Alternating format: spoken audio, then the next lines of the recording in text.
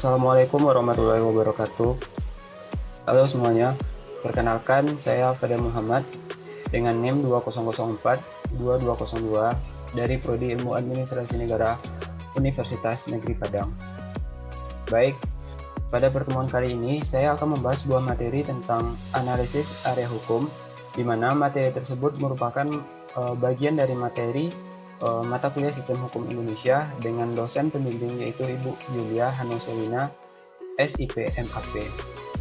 Baik, pada pertemuan kali ini tentang analisis area hukum, saya akan membahas beberapa sub-sub pokok materi yang akan dibahas pada kesempatan kali ini. Yang pertama yaitu subjek hukum, yang kedua yaitu objek hukum, yang ketiga yaitu peristiwa biasa dan peristiwa hukum.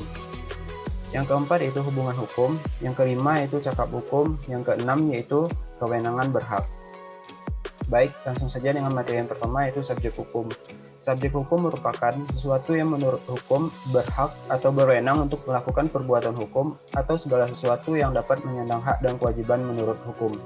Subjek hukum dapat dibagi menjadi dua. Yang pertama yaitu subjek hukum manusia, di mana setiap orang mempunyai kedudukan yang sama selaku pendukung hak dan kewajiban. Pada prinsipnya, orang sebagai subjek hukum dimulai sejak lahir hingga meninggal dunia. Ada juga golongan manusia yang tidak dapat menjadi subjek hukum karena tidak cakap dalam melakukan perbuatan hukum. Yang kedua yaitu subjek hukum badan hukum. Adalah suatu perkumpulan atau lembaga yang dibuat oleh hukum dan mempunyai tujuan tertentu.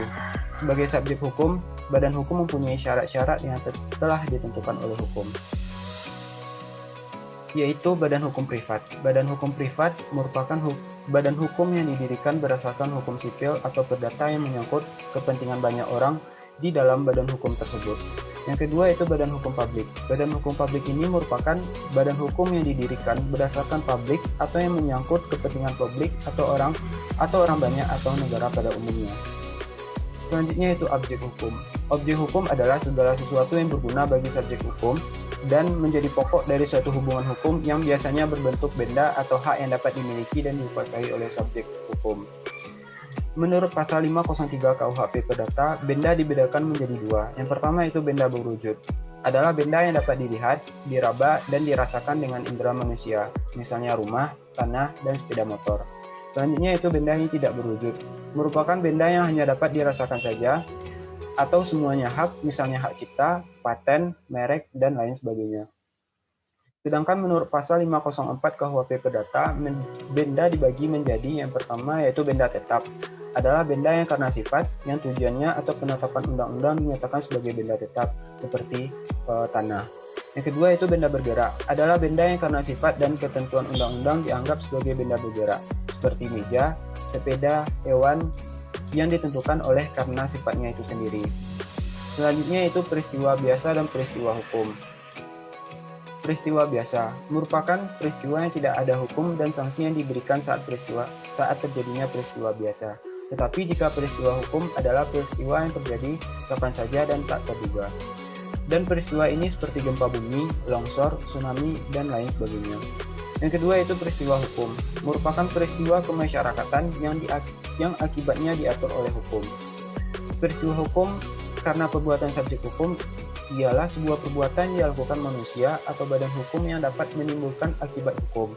Contohnya seperti pembuatan surat wasiat atau peristiwa penghibaan barang.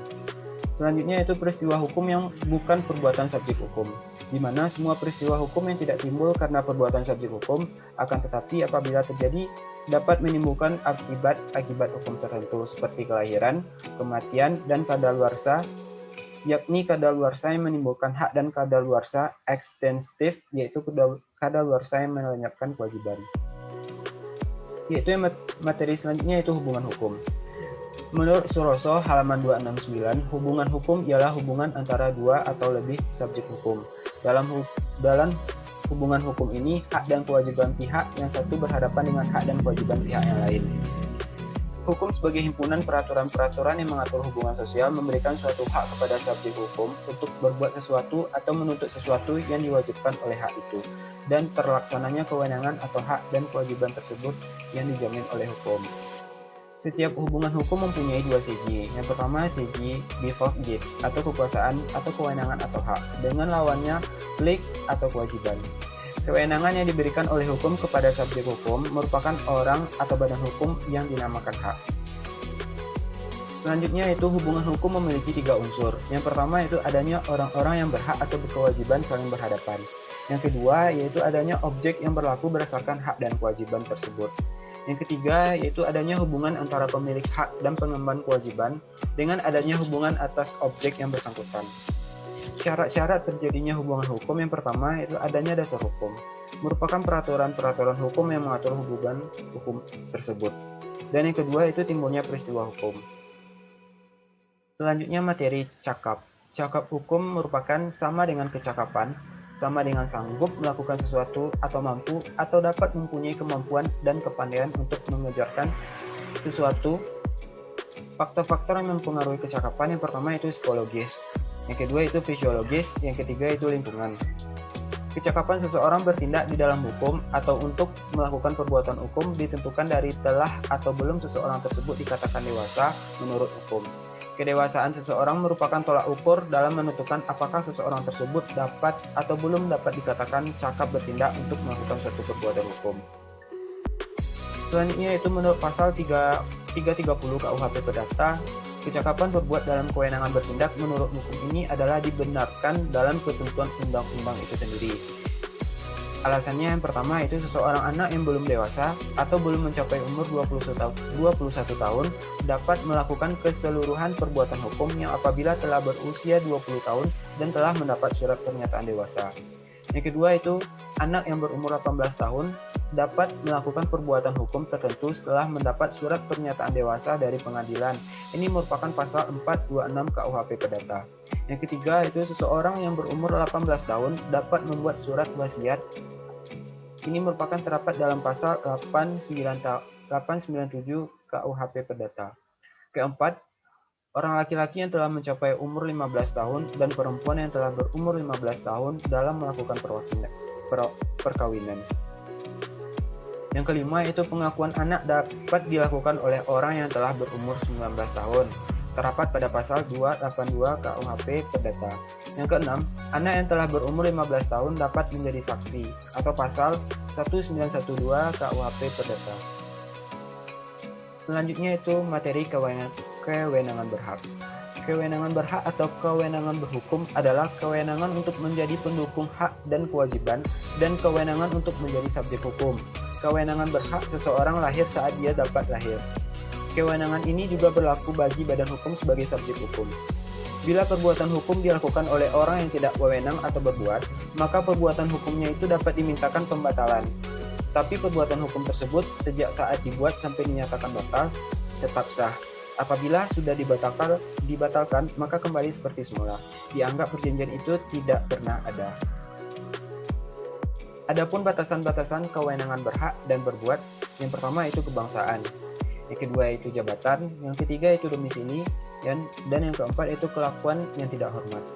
Oleh karena itu, pada umumnya orang yang telah berwenang berbuat bebas untuk dapat melakukan perbuatan hukum.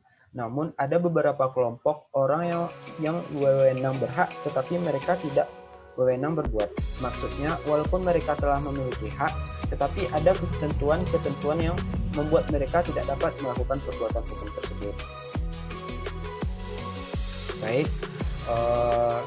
hanya itu materi presentasi yang dapat saya sampaikan pada kali ini. Semoga materi yang telah saya sampaikan ini bermanfaat bagi teman-teman dan bermakna bagi semua yang mendengar. Dengan begitu saya akhiri dengan Assalamualaikum warahmatullahi wabarakatuh.